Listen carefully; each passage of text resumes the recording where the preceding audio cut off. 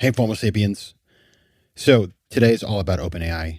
I recorded this and I knew it was going to happen. Of course, there was more news afterwards. And frankly, I'm not even going to bother to try to predict what's going to happen next. When I recorded this was before Sam Altman had been reinstated. He was at the moment going to Microsoft to head a lab over there. Now he is back at OpenAI, which means a lot of different things, big implications for the space. But it doesn't change what I say in this episode. So I'm going to let you listen to what I recorded before with just a little additional context that Sam is back at OpenAI. So you know that now.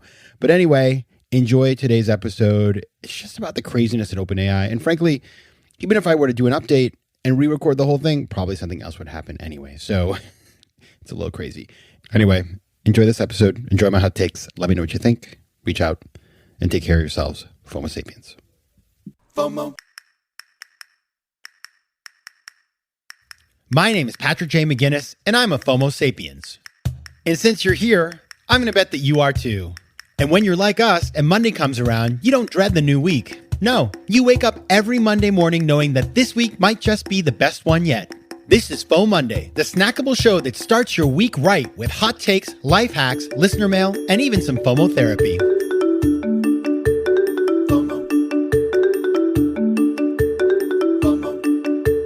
Welcome to FOMOndays, the snackable companion show to FOMO Sapiens, which of course will be back with a full episode on Thursday. But until then, happy FOMOndays, best day of the week. I am, of course, your host, Patrick J. McGinnis, venture capitalist by day, author and podcaster by night, and FOMO Sapiens 24/7. Now, the FOMO Sapiens and me cannot stop watching the train wreck. That is what the heck is happening over at OpenAI. Now, we've talked about AI a ton on this show because it is the most FOMO-iest thing in the entire universe. It basically resurrected venture capital this year when venture capital crashed. Not in AI, actually not in climate either, but AI, it's just like money flowing. If you have a company and you want to raise money, just throw some AI into the mix. Like say you have a taco truck, just say it's AI, you'll raise money. That's what's going on right now. Now, is that sustainable? I don't think so. Obviously, AI is important, but it's not like it's not been around before. I mean, this technology is obviously transformative, but AI is not a new concept. Large language learning models and chatbots and all that sort of stuff. That's bringing a new heat into the market. But anyway, OpenAI has been such a big part of this, worth tens of billions of dollars. Everybody's talking about how it's going to change the world. I subscribe to ChatGPT.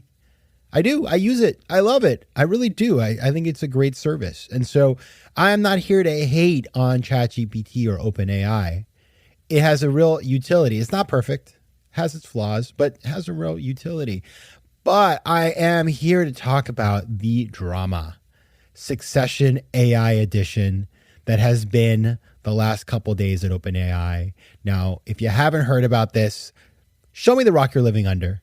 But it's a lot of news. And in fact, I recently realized I missed an entire day of news. So on this topic, I was listening to a podcast and realized I'd missed all these developments. So I am now caught up. But essentially what happened was the CEO, Sam Altman, who previously ran Y Combinator, was terminated by the board. And they put out this terribly cryptic statement saying that his behavior was hindering the board's ability to exercise its responsibilities. Now, what does that mean? Well, it's really hard to know. However, from what I can tell, basically, they have a very unconventional board structure. The board of OpenAI is more like a nonprofit board to ensure that the technology is used appropriately. And there's this group of people, I think it's 6 people, of which 2 of them were Altman and another of the sort of folks that left, the president. And then the 4 other people, and there was this decision by the 4 to get rid of the 2 or to get rid of Sam, and then the other guy left. And then, it kind of hit the airwaves and everybody freaked out. And here we are today. And now there's been all this other stuff. Over the weekend, they were negotiating. Altman was back in the HQ. They even brought in this guy, Will Hurd, who was a member of Congress, who had been on the board at some point to come mediate. It didn't work, apparently, because as of Monday, he was not back in his place. And then Microsoft, which invested about $13 billion into OpenAI, hired Sam to basically run this new AI lab there and essentially be able to play with all the stuff he built over at OpenAI. It's just been crazy. And then OpenAI had actually put the CTO in place and they decided not to go with her. And now they put in the former CEO of Twitch as the new CEO at OpenAI. So all that in like 3 days, everybody's loving it. It's crazy. What I want to do is give you my hot takes on the succession play over there. So we'll do that right after this break. FOMO. All right, we're talking about the drama at OpenAI. And by the way, I gave you a very quick overview because this story is changing. By the time I get this into your hands, there'll be a whole new set of stuff. So just read up on it as it goes along, because to get into it and give you a whole journalistic thing is not the point of today's exercise. But I got 6 hot topics for you, 6 hot takes for you. Number 1, do these people not have publicists? The communications here, so poor on behalf of OpenAI. That cryptic statement, what the heck? Totally negligent. You can't fire the most high-profile person in the AI industry, which is the most high-profile industry in Silicon Valley, with a terse statement. Because you know what happens next? All of these other people who like Sam and are loyal to him go on Twitter and post wonderful things about him. So it looks completely like, it's like if you're trying to play a PR war here, you are losing because you are fighting with, a musket and they're fighting with tactical nuclear weapons. I'm just so underwhelmed by OpenAI's pathetic PR strategy. And frankly, you've raised billions of dollars, like hire a publicist. And if you have a publicist, they're not serving you. That was really amateurish and just a great example for anybody who runs a business. Like, it's just, by the way, it's hard. Let me tell you something. I've noticed with all the stuff going on in the Middle East, nobody puts out a statement that doesn't get total cancellation vibes. You can't win. So, it's just really hard. But here, if you're going to fire somebody, figure that out. Get it right. Really, really poor stuff. Number 2, crazy how much social media kind of elements there are to the story.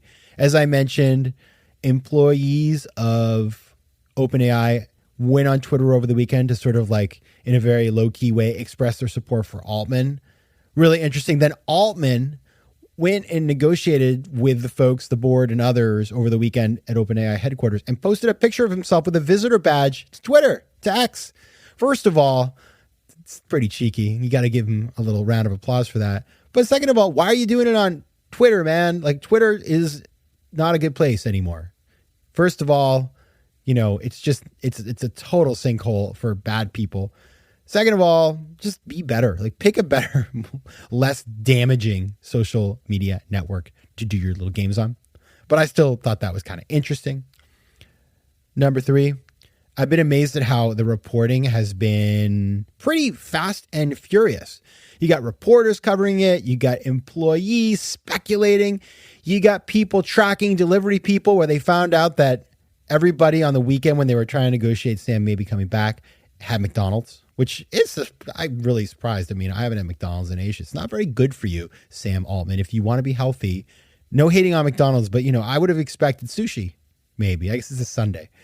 So the fact that this is being dissected on Twitter and other social media networks, and of course on podcasts, the mainstream media, and even you got Kara Swisher, who she recently said she doesn't really go on Twitter anymore. She was all over Twitter this weekend. So I guess it does show that Twitter is still a factor, which is kind of interesting.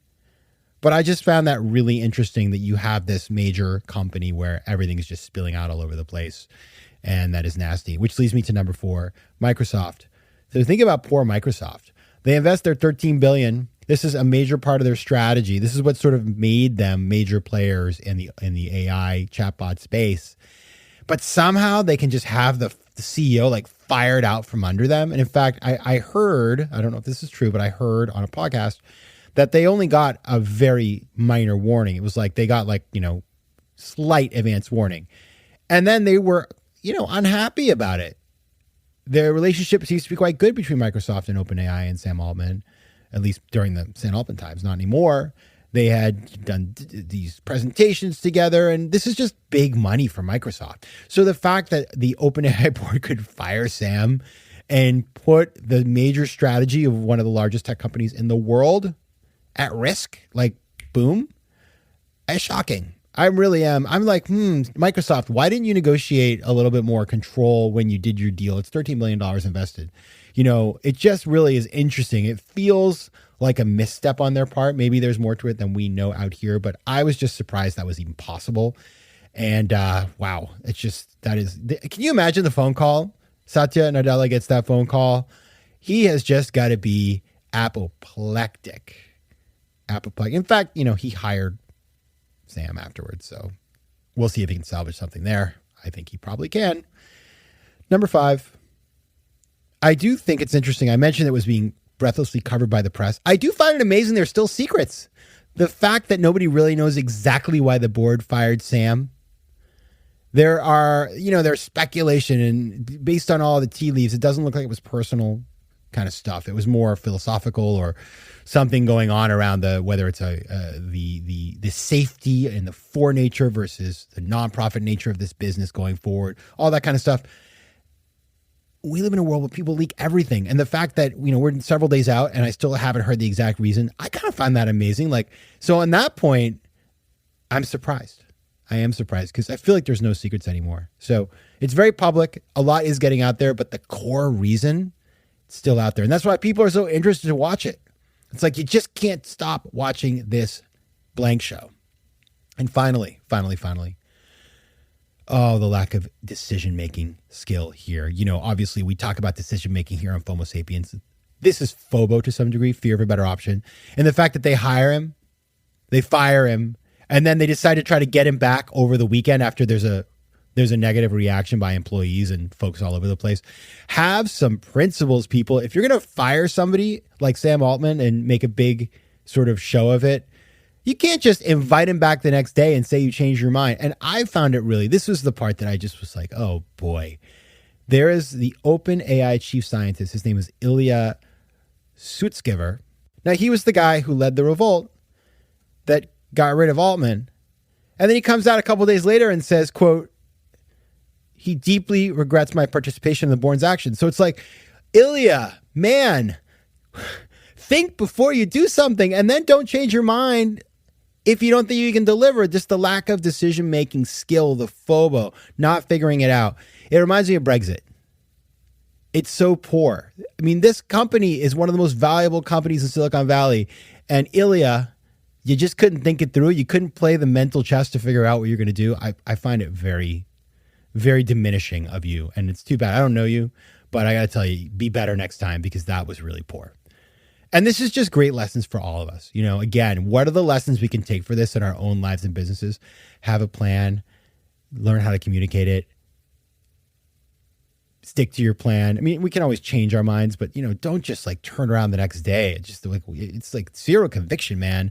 And also just communicate appropriately. We don't have publicists in our private lives, but just try to think about how you're going to talk about something better than they did. It's not hard.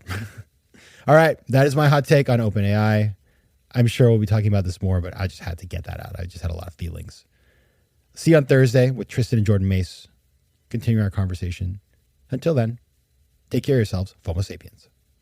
FOMO. If you like today's show, please be sure to rate it and recommend it to your friends. And as always, you can find me on Instagram at Patrick J. McGinnis, on Twitter at PJ McGinnis, and on the web at FOMOSapiens.com or PatrickMcGinnis.com, where you can get all kinds of free resources to live a more decisive and entrepreneurial life.